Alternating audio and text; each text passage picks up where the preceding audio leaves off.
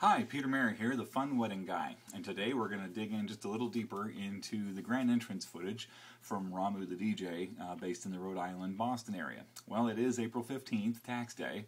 Thank goodness for that. And before I get into the next series of details we're going to study on this particular video footage, I'd like to reflect back on what we talked about yesterday, as there were a couple of questions that were raised. One in particular came from Robert Custers, who posted on Facebook, and his question was about the fact that some of these things that I pointed out yesterday, and that I'll even be pointing out today, were things that I actually did as part of my performance way back when. In fact, I posted some footage from 1995 and then critiqued it earlier here on the Fun Wedding Guy. Feel free to go back and check out those earlier video blogs and see some of the comments that I made there. And the question that he asked was, using repetitive phrases, saying too much, and things of that nature, how did you learn to avoid doing that? How did you learn to correct it? And the way that I learned it was through a series of different things. First of all, I was told by a mentor of mine that it might be a good idea to actually write out everything I'm going to say, just as if you're going to do radio announcements. You write out every word and try to make it as effective as possible, and that's a good start. It wasn't until I took a class in stand-up comedy at the Improv that I learned just how important scripting out what you're going to say really truly is. I can look at old video footage of myself doing grand entrances from 10 years ago, and I can see places where I had bullet points I was using and I was meandering in between. And that meandering happened because I hadn't taken the time to really write out what I wanted to say or how I wanted to say it. And when I took that stand-up comedy class, I learned that a lot of comedians don't just wing it. They don't just throw ideas out there and wait for somebody to laugh. They literally have written out every word that they're going to say, they've pared it down, they've made it as effective as possible, and then after testing in front of a live audience, they start finding out what works and what doesn't. And that's their methodology. Most of them are not showing up and just making stuff up off the top of their head. It just looks like they are. And so to compare that to what we talked about yesterday, I pointed out that Ramu had used 580 words in his grand entrance. If you go back and watch parts 1 and 2 of the grand entrance I did from April 10th that were posted on the 11th and 12th here on the Fun Wedding Guy, if you were to count up all the words, you would find that I used about 1,400 words. So was I wrong to be using more words than Ramu was? I don't think so. And the reason is because the words I was using were being used purposefully, and they had a personal connection for the bride and groom and what the bride and groom wanted me to say, and those words were effective. A lot of the things that Ramu was saying that I cut out in the condensed version of his script clearly show that the condensed version would be a lot more effective into delivering what he wanted to say. But he was filling it with a lot of space and with a lot of time and a lot of extra fluff that didn't need to be there. And so we're going to look at that a little bit further today, but one of the best ways to identify whether or not you're filling too much space or whether you're repeating yourself is to videotape and audio tape yourself and review it later. It will teach you more than just about anything about those repetitive phrases. In fact, I taught a class at my church about 13 years ago that I thought was great until I listened to it on tape, and I heard myself using the word basically about every other sentence for the first 25 minutes. It was really excruciating to listen to, but it taught me a valuable lesson. Just because I felt like I was in the zone doesn't mean that I wasn't making mistakes.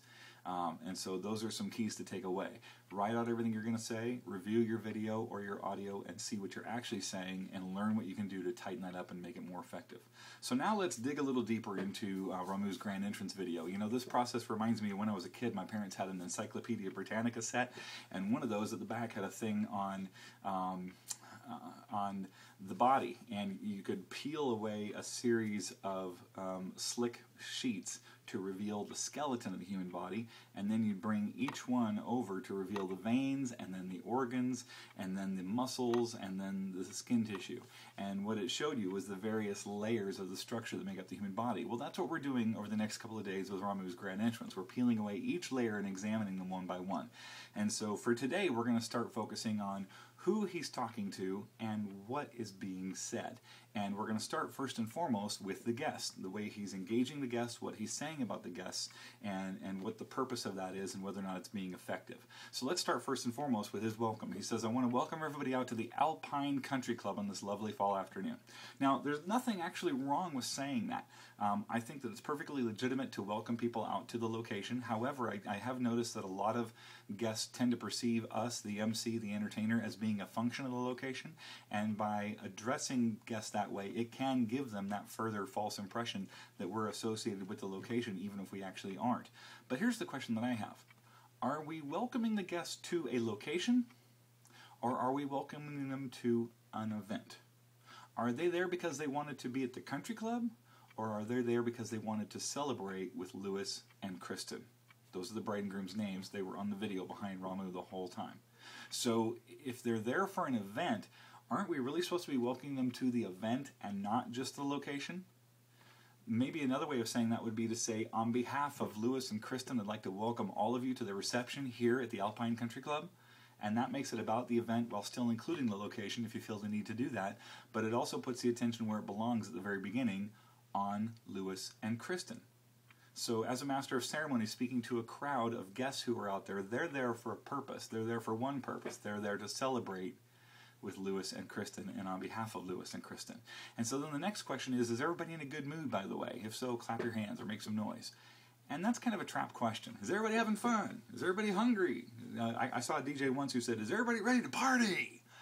Well, no, they weren't, because it was on the West Coast and they don't dance till the end of the meal. Those guys weren't ready to party. They were ready to eat. So asking if they were ready to party was kind of a misnomer question. It kind of disconnected for the guests. And then the next thing that comes out of Ramu's mouth is a line trying to ingratiate himself to the guests when he says, it's obvious that they took all the good-looking people in Rhode Island and brought them all together in one room this afternoon. What is he doing with that line? He's trying to endear himself to the guests and make them go, oh, he's saying we're good-looking. What a great guy. That's his purpose there. Did he accomplish that? I don't think so. The response he got from the guests was absolutely zero. There was no laughter, there was no engagement from them, and part of the reason for that was because the way he was saying it came off completely insincere and fake. It's a line that Ramu has probably used over and over again. In fact, if you go back and review some of his older videos, it wouldn't surprise me if he's used it many times in the past. And because it's one of those lines that gets used over and over again, it tends to just get thrown out there because here's just another wedding just done the same way, and I'm just going to say the same line, and this will make the audience like me. But if they're not responding to you, then it wasn't effective and they didn't like you. So how can you make it more effective? Well, first, don't use fake lines. Don't try to endear the audience with fake limericks like that. Instead, what I might recommend is to just avoid doing those kinds of lines altogether. However, if you're going to do something along the lines of what you're doing there, I might suggest something more like this. Wow, what a great looking group. You know what? Turn to the person next to you right now and say, you're good looking. If you did something like that and told the guests to interact with each other like that, and it was delivered in the right way, and it was delivered in a way that came off as being very sincere and congenial, those guests would loosen up, laugh, start to relax, and say, this guy's cool. We're going to have fun tonight. So if your purpose was to make them feel more connected to you and more comfortable with you and more comfortable with each other, that might be a more effective way of making that happen. But just using a throwaway line about how all the best looking people have been pulled together today and moving right into introducing yourself, the crowd wasn't reacting to it, and they weren't buying it. They can smell insincerity a mile away. Then the next statement is, without further ado, I'd like to introduce myself. I'm Ramu with Ramu and the crew. He's Orlando. We're going to be your entertainment this evening.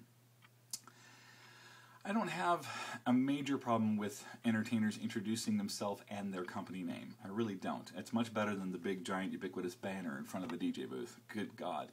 But there's really not a need to say your company name. The photographer doesn't stand up and say, and by the way, I'm with Essence Photography, and the videographer doesn't stand up and say, I'm with Creative Memories Videography. They're not doing that.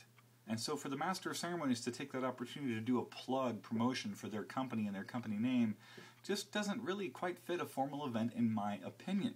That's just my opinion. If you want to keep branding and saying your name and making sure they get your name out there, that's fine. But here's a little key. The better and more effective job you do as a master of ceremonies connecting with those guests and making it a memorable and fun and personal event, the more they're going to come up to you and want to get your card and remember your name. And the less likely they're going to have to find you through some random search engine optimization that leads them to you when they've never heard of you before. You want people to beat a path to your door and pay more for it? You need to develop your own brand by delivering the best quality service you can. We're going to talk a little bit more about what was said to the guests and how it was said, and how to make those guests feel like they're a part of what's going on, and how to test their temperature to make sure they're really ready to have fun on tomorrow's edition. Feel free to post your comments in the blog, thefunweddingguy.com. My name is Peter Mary, and thanks for watching.